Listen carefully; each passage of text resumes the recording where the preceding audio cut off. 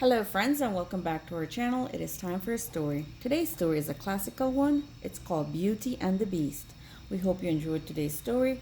As usual, we invite you to like and share this video and hit that bell so you'll know when we post new stories. Okay, let's get started. Once upon a time, on a cold, stormy night, an old woman begged at a prince's door. She offered the prince a rose, but he selfishly told her to go away. Suddenly, the beggar magically changed into a beautiful enchantress, much to the prince's surprise. Then, because of his selfishness, she cast a spell on him, turning the prince into a hideous beast. The spell would be broken, and the prince would become human again only if he could learn to love another and earn the person's love in return. But who could ever learn to love a beast? In a small village not too far from the beast's castle lived a young woman named Belle.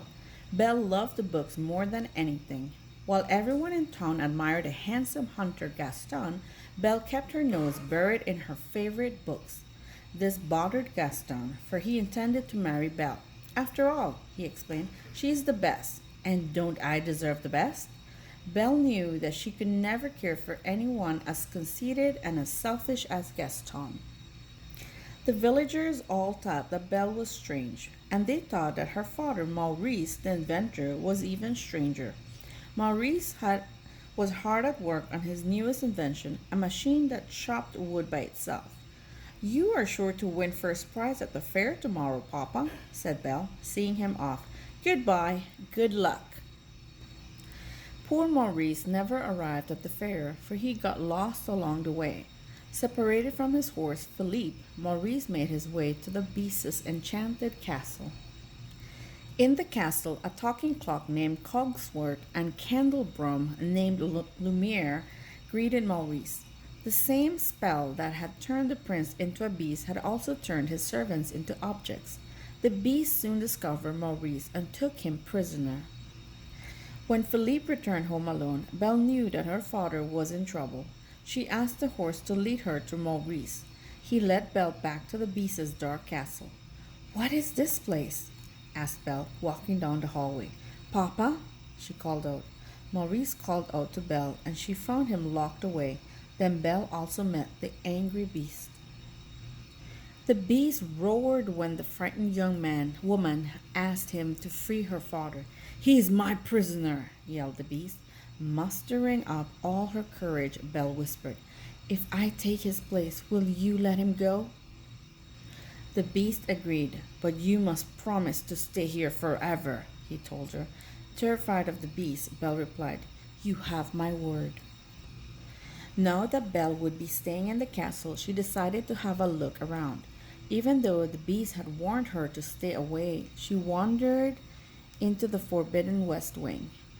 There she found the enchanted rose that held the beast's fate.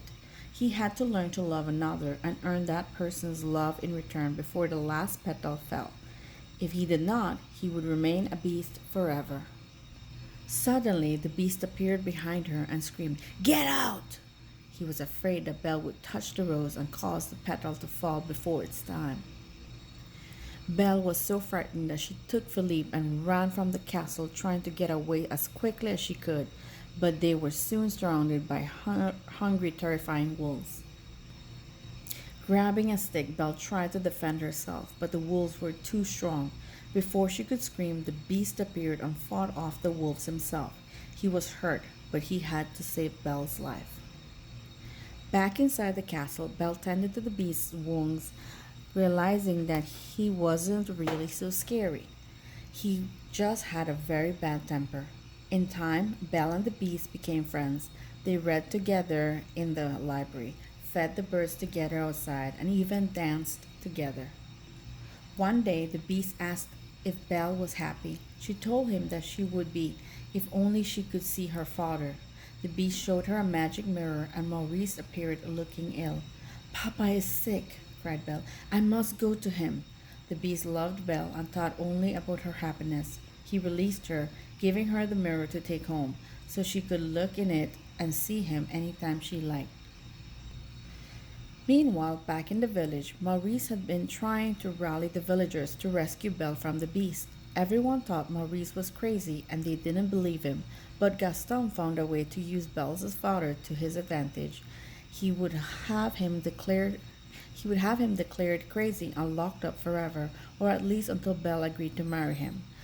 Belle hurried home to her father, and to prove he wasn't crazy, she showed Gaston and the villagers the beast's image in the magic mirror.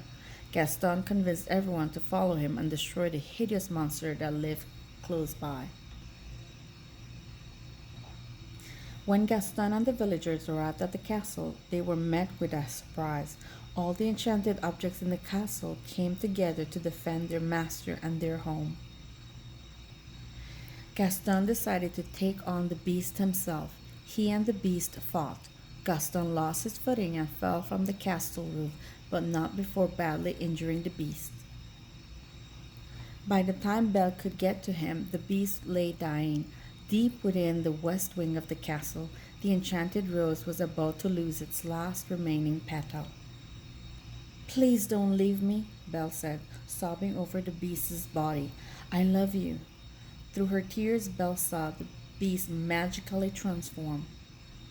The spell was broken. The enchanted objects returned to their human form. The beast once again became the prince he used to be, but love had restored kindness to his heart. He was now handsome inside and out. Belle and her prince danced together, knowing that they would both live happily ever after. The end.